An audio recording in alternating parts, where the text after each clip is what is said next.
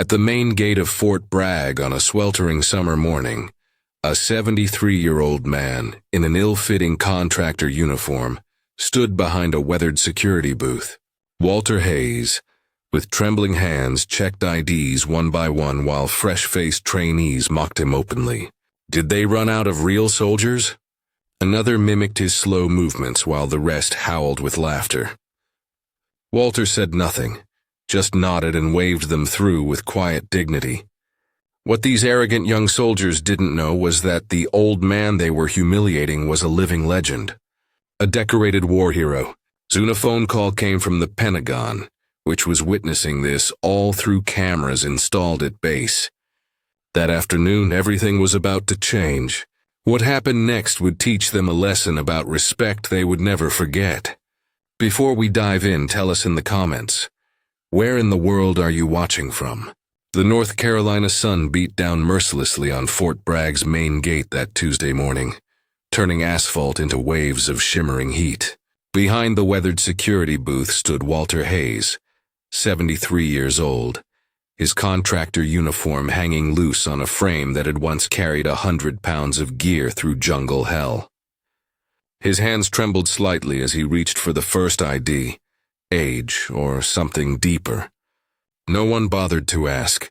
The convoy of trainees pulled up with windows down, music blaring, fresh from basic training and drunk on new confidence. Jesus, did they run out of real soldiers? One laughed, loud enough to ensure Walter heard. Another raised his phone, filming.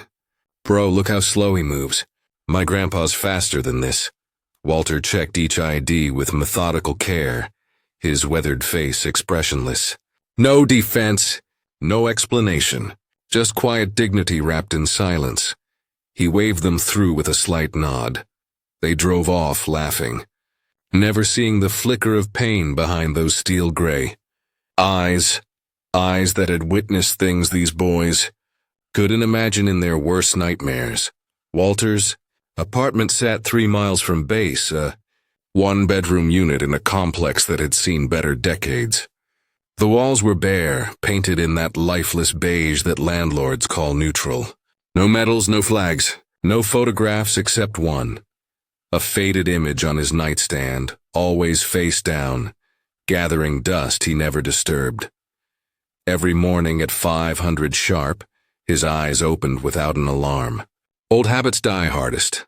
He'd rise, brew instant coffee in a chipped mug, and pull on that ill-fitting contractor uniform, navy blue polyester that felt like sandpaper compared to the fatigues he'd once worn with pride.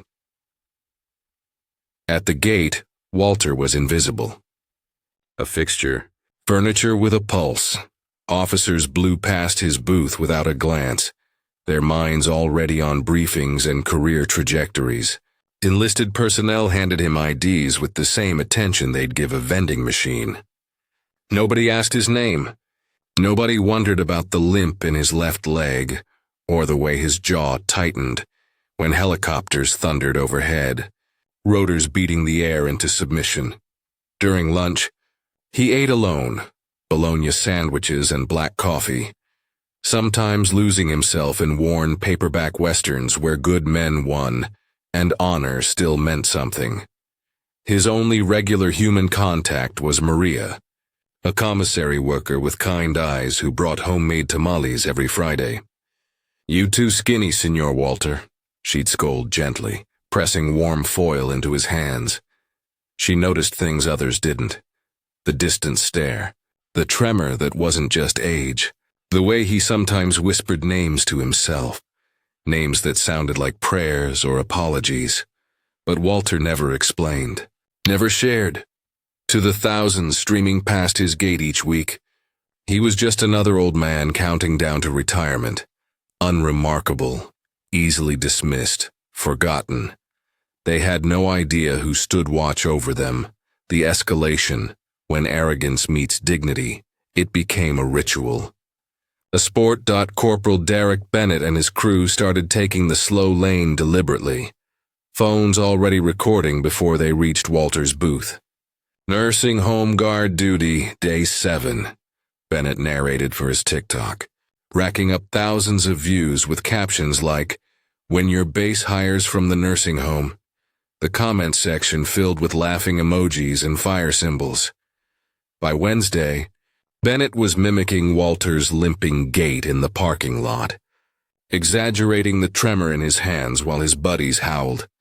Other personnel caught wind of it. The old gate guard became the punchline everyone shared. Even soldiers who'd never met Walter were laughing at videos of him, sharing clips, adding their own mocking commentary. Thursday morning, Bennett pulled up with a calculated smirk.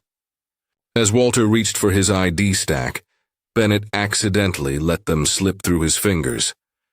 Cards scattered across the asphalt like fallen leaves. "Oh man, sorry about that," Bennett said. "Not sorry at all." His phone was already recording. Walter stared at the IDs for a long moment. Then slowly, painfully, he bent down. His knee cracked audibly. His hand shook as he gathered each card one by one, while Bennett's crew filmed and snickered. Not one of them moved to help. Walter straightened, joints protesting, and handed the stack back without a word. "Hey, real talk though." Bennett leaned out his window, emboldened by his audience. "You ever actually serve, old man? Or did they just give you this job because they felt sorry for you?" Walter looked at him. 3 seconds of direct eye contact that somehow felt like an eternity. "I served," he said quietly. Bennett's grin widened. "Yeah? Doing what? Playing checkers at the VA?" Laughter erupted. The convoy peeled out, leaving Rubber and Mockery in equal measure. Maria found Walter during lunch still sitting in his booth. The tamales she'd brought lay untouched on the counter. He was staring at his hands, those trembling, weathered hands, turning them over slowly as if seeing them for the first time in years. "They don't know," Maria said softly, her voice heavy with something between pity and anger. Walter's jaw tightened almost imperceptibly. "They don't need to," he replied, but his voice carried weight, decades of weight, stories written in scars and silence, battles fought in places that didn't exist on maps. Respect earned in blood and mud and darkness, now forgotten by a generation who'd never known a war that wasn't on a screen. Maria touched his shoulder gently and left him alone with his ghosts. Tuesday afternoon arrived like any other. Colonel Sarah Mitchell sat in her office reviewing readiness reports, half listening to her logistics officer drone about supply chain delays. Routine, predictable, safe. Then her assistant burst through the door, face flushed, breaking every protocol about interrupting command meetings. "Ma'am, you have a call from the Pentagon." She paused, swallowing hard. It's General Marcus Thornton." The room went silent. Mitchell's pen froze mid-signature. Marcus Thornton, chairman of the Joint Chiefs of Staff, the highest-ranking military officer in the United States. Men and women with decades of service went entire careers without receiving a call from Thornton. Mitchell dismissed her staff with a gesture and picked up the secure line, her hand steadier than her heartbeat. "Colonel Mitchell, Colonel." Thornton's voice was clipped steel wrapped in controlled fury. "I need you to explain to me why video, footage of personnel under your command mocking and humiliating a veteran at your main gate is currently going viral with 3 million views." Mitchell's confusion was genuine. "Sir, I haven't—" "The man they're laughing at, Colonel. The man your soldiers are treating like a punchline." A pause that felt like judgment itself. "That's Master Sergeant Walter Hayes. Or perhaps you know him better by his other name, the Ghost of Hanoi." Every drop of blood drained from Mitchell's face. Even she knew that call sign. Legendary. Whispered in reverence at war colleges and special forces briefings. "The Ghost of Hanoi, a myth made flesh," Thornton continued, each word landing like a hammer. 3 tours in Vietnam with MacVsog. 2 Silver Stars. Distinguished Service Cross. Purple Heart with 4 oak leaf clusters. 89 days behind enemy lines coordinating rescue operations. Declared KIA twice. Saved over 40 American lives through missions still partially classified 5 decades later. Mitchell couldn't breathe. After Vietnam, Hayes disappeared. Medical retirement. PTSD, a country that spit on him when he came home. Thornton's voice dropped to something colder than winter. I want every person in that video identified. I want them in your office. And I want Walter Hayes to receive the respect he earned in blood. Silence. I'll be there in 6 hours. The line went dead. Mitchell's hand trembled as she lowered the phone. Then she was moving, shouting orders, her voice sharp with urgency and shame. Find those trainees now, and someone locate Walter Hayes immediately. Late afternoon sun cast long shadows across Fort Bragg. When Walter first noticed something had changed, military police vehicles positioned with ceremonial precision near the parade ground. Officers rushing past his booth with unusual urgency. Staff cars arriving in succession, each bearing flags that snapped sharp in the Carolina wind. Walter assumed some VIP visit nobody had bothered to brief a contractor about. It happened. He stayed at his post, checking IDs, doing his job. Then Colonel Mitchell herself walked directly to his booth. That had never happened. Not once in 3 years. Master Sergeant Hayes, she said, her voice carrying a weight he hadn't heard directed at him in decades. Walter froze. That rank. Those 2 words he hadn't heard spoken aloud in 40 years hit him like a flashbang. Disorienting and impossible to ignore. I need you to come with me. Sir. Confusion flickered across his weathered face, but protocol was bone deep. Walter followed. They walked toward the parade ground, his limp more pronounced with each step, and that's when he saw it. An honor formation. 300 soldiers in dress uniforms standing at attention, lines so precise they looked painted onto the asphalt. And descending from the sky, rotors thundering, a helicopter bearing Pentagon markings. Walter's pulse hammered in his throat. General Marcus Thornton emerged, 4 stars gleaming in the fading sunlight. The entire formation saluted as one, 300 hands rising in perfect synchronization. But Thornton walked past every one of them, straight to Walter. The old guard straightened instinctively despite screaming joints, despite the shrapnel still buried in his hip, despite everything. Decades dissolved. He was a soldier again. Thornton stopped, then raised his hand in salute. A 4-star general saluting a retired, enlisted man wearing a contractor's uniform. Master Sergeant Walter Hayes, Thornton's voice carried, across the silent formation like a battle cry. It is my profound honor and my deepest shame that it took a national disgrace to bring you the recognition you should have received every single day. Walter's jaw clenched. His eyes burned. Thornton pivoted to address the formation, his tone shifting to controlled fury. The man before you is a living legend. While some of you were mocking him, he carried memories of brothers who never made it home. While you laughed at his trembling hands, those hands held dying soldiers, applied tourniquets under enemy fire, dragged men back from hell itself. Silence so complete, you could hear the flag snapping overhead. November 1969, Kontum Province. Master Sergeant Hayes held off an entire NVA company for 6 hours while wounded, securing a downed pilot's extraction. 6 hours, alone, bleeding out. Walter closed his eyes. The jungle heat, the screaming, the weight of the M60.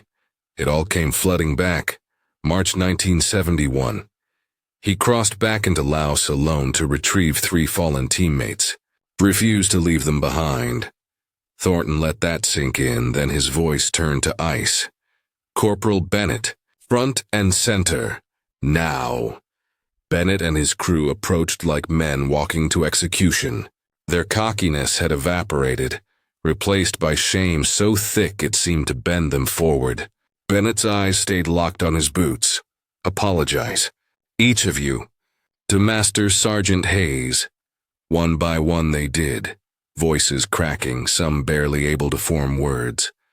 Walter accepted each apology with a quiet nod. No anger, no triumph, just exhausted dignity. Then Thornton presented what should have come decades ago: formal recognition, a proper ceremony, and a permanent parking space bearing a simple plaque: Master Sergeant Walter Hayes, the Ghost of Hanoi. Finally, after all these years, someone remembered. The resolution, grace and victory. The ceremony ended. But the wait remained. In Colonel Mitchell's office, away from formations and salutes, 3 people sat in unexpected quiet. Walter Hayes, General Thornton, and Mitchell herself, each processing what had just unfolded on that parade ground. For the first time in decades, Walter spoke about the war. Not about medals or missions, about the men. He reached into his wallet with those trembling hands and pulled out a photograph, creased and faded, handled 10,000 times. 12 young faces stared back, frozen in 1968, grinning like they were immortal.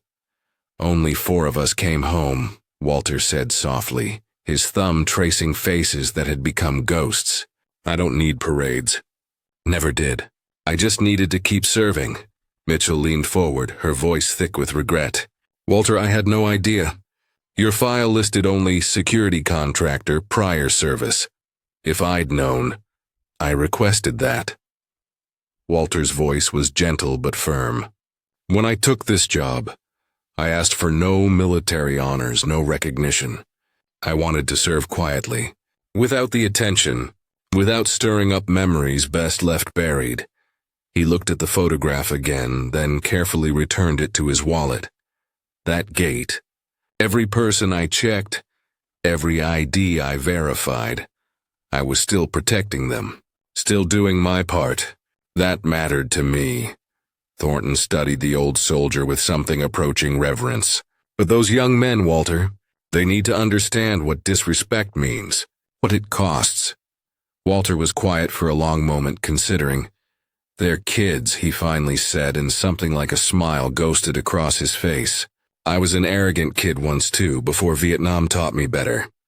Taught me hard." He met Thornton's eyes. "If they learn from this, if they understand that every person they meet might be carrying burdens they can't see, then something good came from it." He asked that the trainees face no career-ending punishment. Just education, just understanding. Thornton and Mitchell exchanged glances, then nodded. They offered Walter a new position: military liaison and historian, sharing his stories with new generations who needed to hear them. He accepted, but only part-time. "I still want my gate shift," he said, and this time the smile was real. "Someone has to make sure you all get home safe." That evening, Maria organized a small celebration at the commissary. Tamales and coffee and people who finally knew his name, his story, his worth. For the first time in years, Walter seemed at peace, but that night, alone in his apartment, he still kept the photograph face down on his nightstand.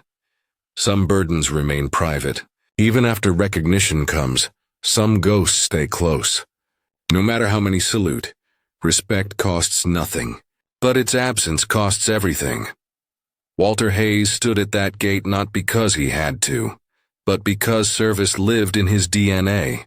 A quiet sentinel protecting those who never knew they needed protection.